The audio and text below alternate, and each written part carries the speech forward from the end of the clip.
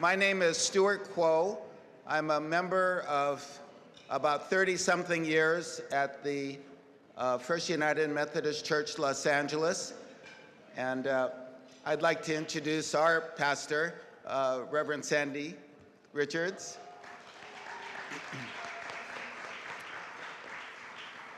I'm also on the chair of the Los Angeles United Methodist Urban Foundation, which was created about 30 years ago. I'm the only board member who served at the origin of that foundation out of First Church, who continues to serve on the foundation. And I just want to thank and congratulate Sherry Dunbarry for her wonderful stewardship as executive director and helping to organize this summit.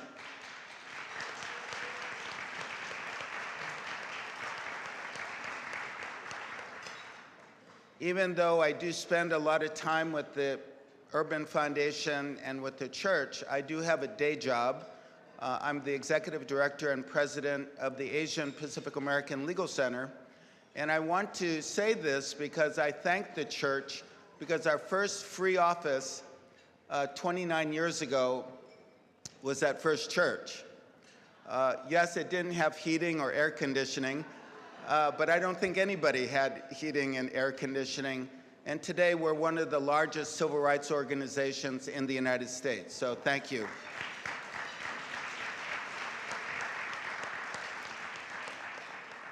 I was also the chair of the 1010 Development Corporation, which is an affordable housing corporation that was formed out of First Church Los Angeles.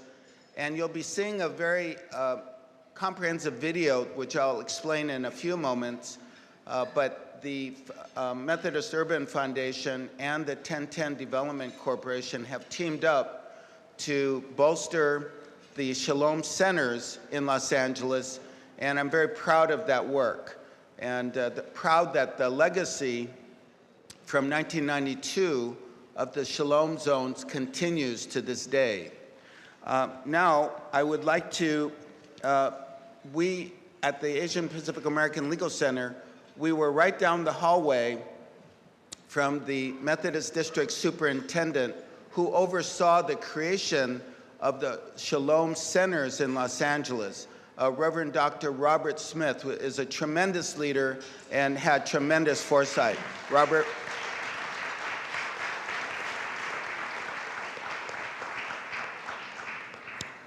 Well, I could go on all day introducing half of you, but I won't do that. But I do want to now introduce Jennifer Gutierrez. Reverend Gutierrez is Director of Justice and Compassion for the CalPAC Conference for the United Methodist Church, and is also co-chair of the local planning for the Shalom Summit. Please welcome Reverend Gutierrez.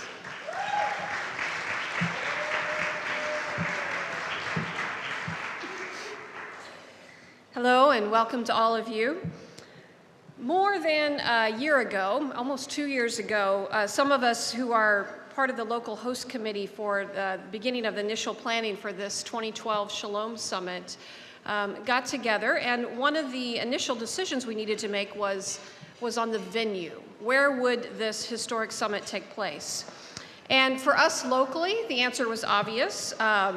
Now, I'm sure you've all noticed, you've been here, you've noticed the beauty of your surroundings of the Millennium Biltmore Hotel, you've noticed the significant architecture, you may know a bit about some of the historical significance of the hotel, but really for us locally, the beauty and importance of this hotel had much more, it came from a different place, not from this physical beauty that you see. This hotel is really part of the Shalom story in Los Angeles. In 2005, after 14 years of struggle and negotiating, this hotel re-signed a union contract with HERE, Hotel Employees and Restaurant Employees United, Local 11. And throughout that 14 months, they had been part of a larger movement, including other hotels across Los Angeles, called Hotel Workers Rising. And I know some of you here were there and organizing and part of that movement.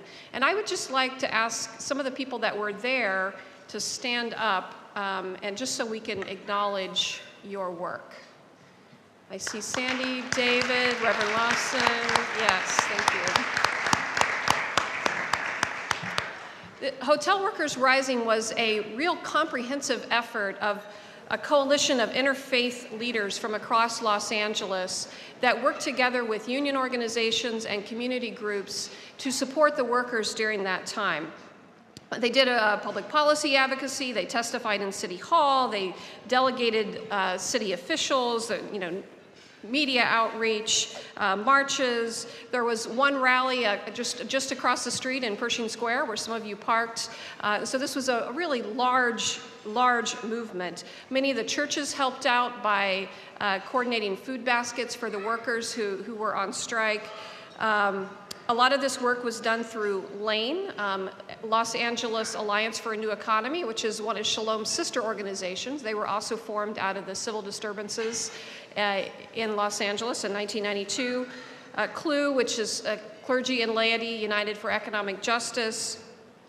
And really all happened under the umbrella of the County Federation of Labor. And so because of that struggle and because of that interfaith effort, we are able to come here and be part of this beautiful setting where the workers, the servers that you see, the people behind the scenes are all benefiting from that struggle and all participated in that struggle as well, many of them, to receive those union wages and other benefits. So let's, again, Stewart already said it, but let's take the opportunity to thank our servers and everyone behind the scenes for that work.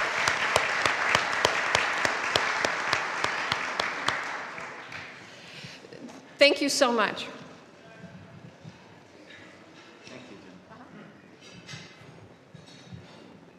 Thank you very much. How many of you enjoyed what Reverend James Lawson said this morning? Let's give him another round of applause. Please stand. Jim has been certainly one of my heroes, so thank you, Jim.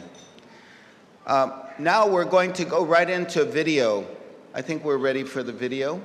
The video is going to give you more in-depth understanding of what was happening in Los Angeles in 1992, and also what was done in Los Angeles in 1992.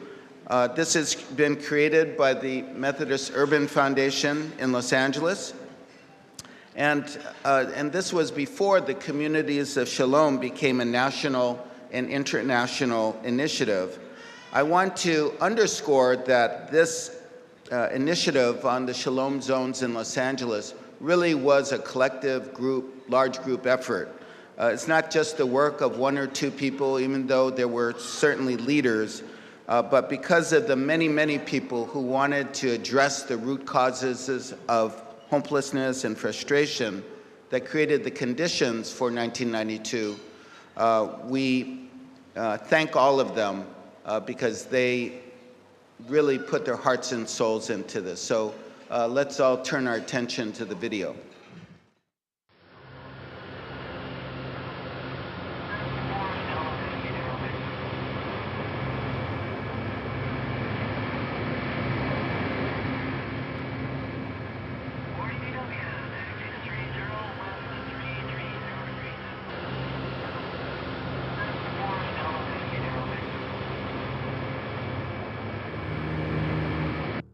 We, the jury, in the above entitled action, find the defendant not guilty of the crime of assault by force likely to produce great bodily injury and with a deadly weapon, in violation of Penal Code Section 245A1, a felony, as charged in Count 1 of the amended indictment. This 29th day of April, 1992. The 1992 civil disturbances were a watershed event in the long history of our great city and the life of the nation as a whole. Whether we lived in Los Angeles at the time or not, many of the images and statistics surrounding the event were seared in our consciousness. The original police stop and widely publicized beating of Rodney King. The movement of the trial to Simi Valley, an area with a very different relationship to law enforcement than the city of LA. The not guilty verdict for the police officers, and resulting shock that reverberated around the city and the country. Then the world watched shock, turn into anger as many people registered their protest, and a relatively small number turned to acts of violence, including setting fires, looting, committing violence against their neighbors. At least 20 to 30 young people throwing rocks. You can hear them impacting against cars and against trucks. I haven't seen any police officers coming here. Only police. Seeing the fire, the smoke in the air, and feeling scared for the first time in my life on a level that I had never experienced, and feeling that it was a war zone. As a Korean American, I had lived in the United States over 25 years, and never in my life had I heard the terminology Black Korean conflict. So there was high tension because there was way too much violence, and people were turning to almost a vigilante justice with guns. And so there was a big problem. And then on top of that, the police were like an occupying force as seen by many community residents, and also used too much violence. And that was seen in terms of police beatings and complaints, and in sometimes killings. Well, economically things were bad. The LA Police Department at that point in time were in many ways a bunch of organized thugs. Daryl Gates was really a disservice to the city. He wanted to run the city. He and Tom Bradley were at each other.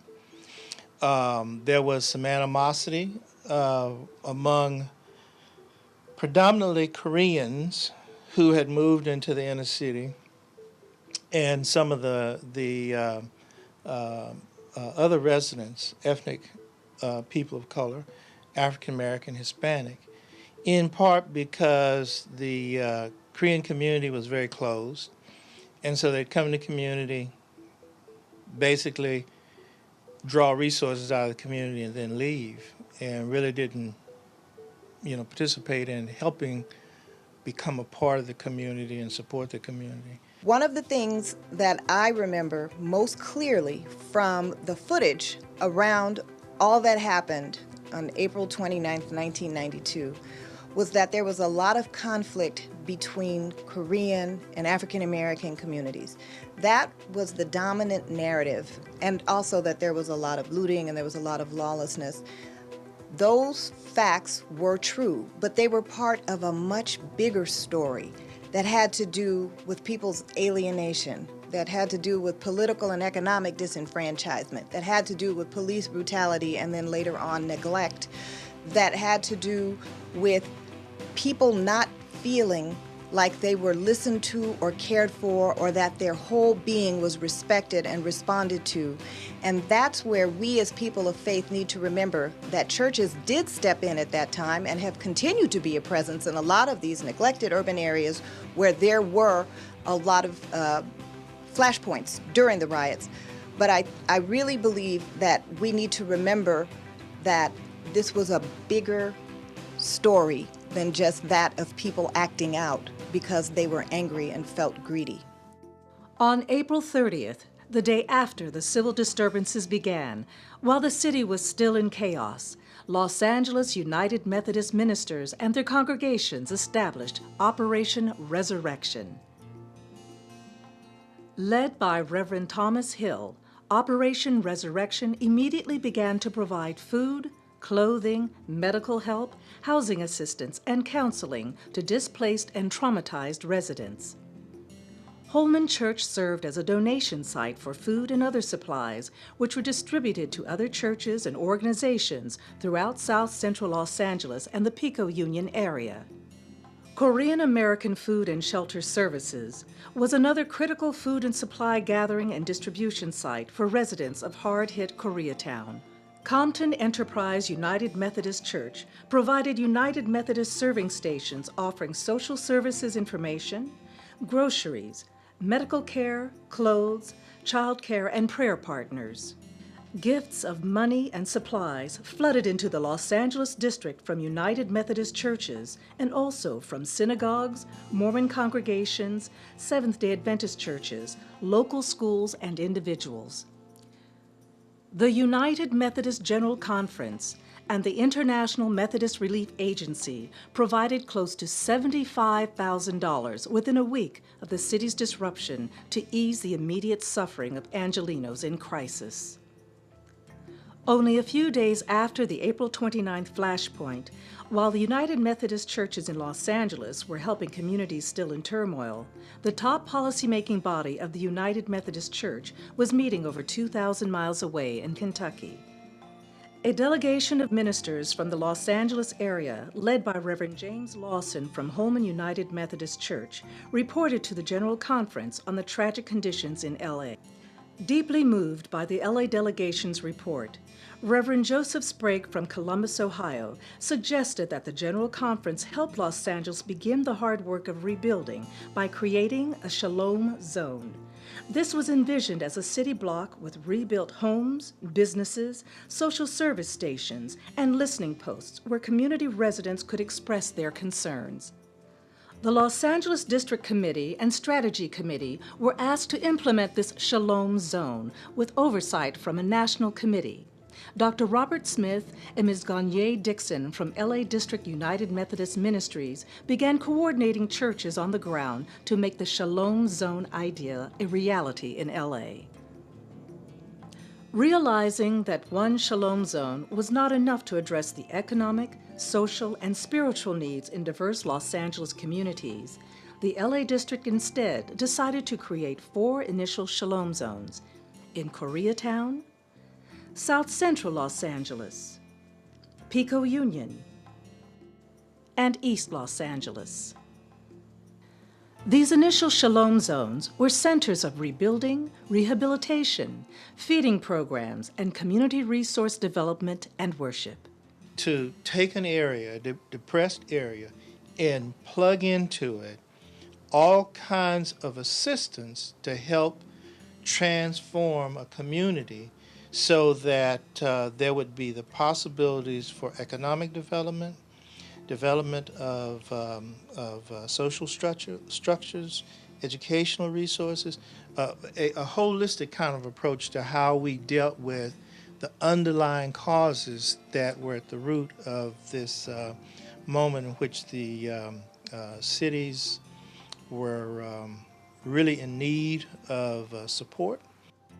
Once the 4 Shalom Zones were established in Los Angeles, 3 new communities of Shalom were developed in the Santa Barbara and Long Beach districts, such as the Zafaria Shalom Zone Agency.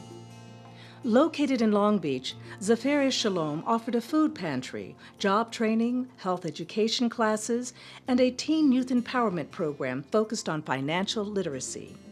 Zafaria Shalom also ran a domestic violence education and prevention initiative targeted to the African American church.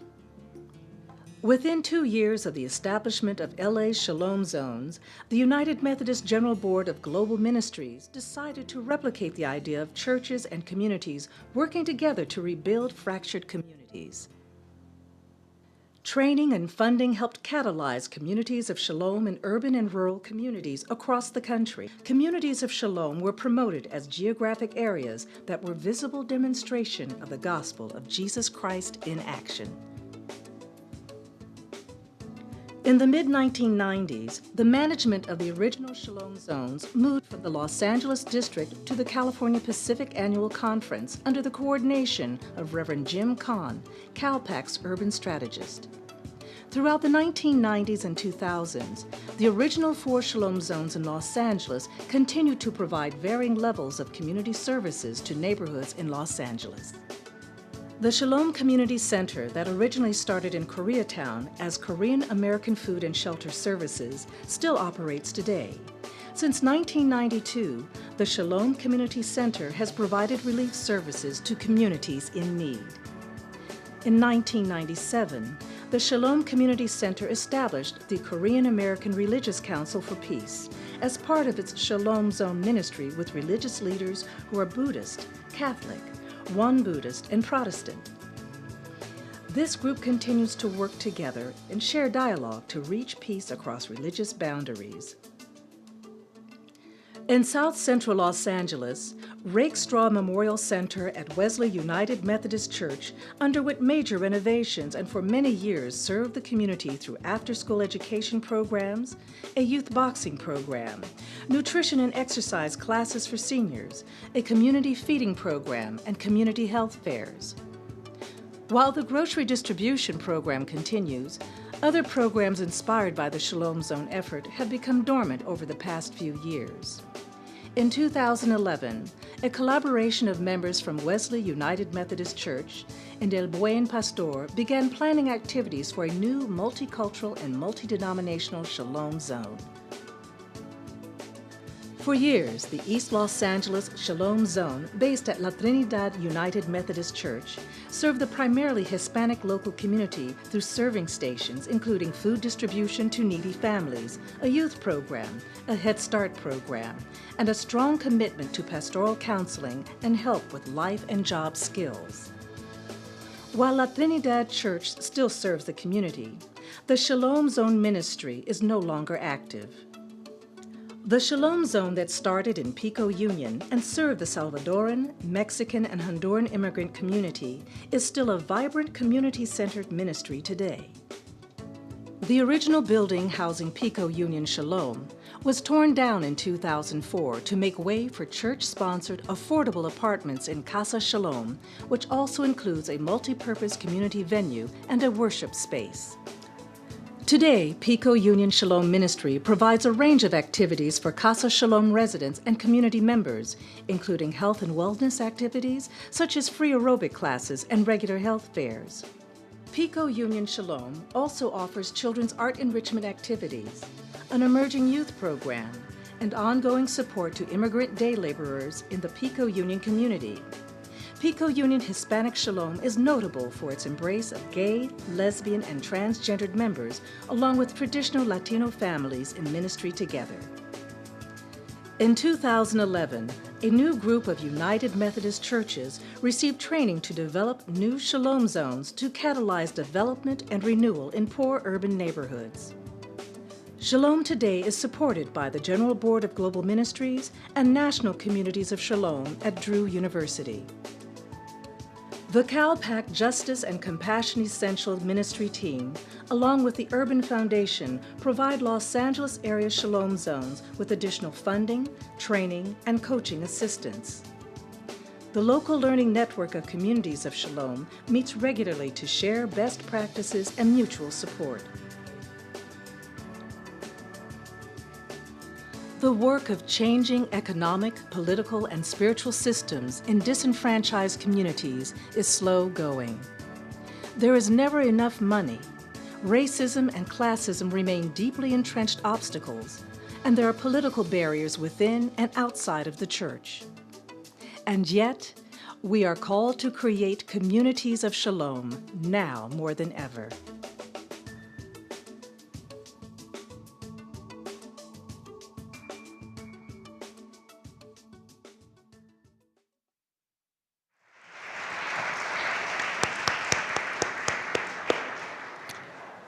Once again, let's thank Sherry Dunbarry for producing this video.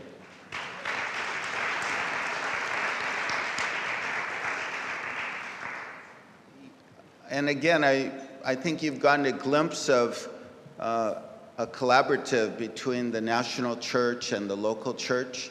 Once again, Robert, when I introduced you, I didn't see you standing. Let's thank Reverend Dr. Robert Smith again, and please stand for your wonderful leadership.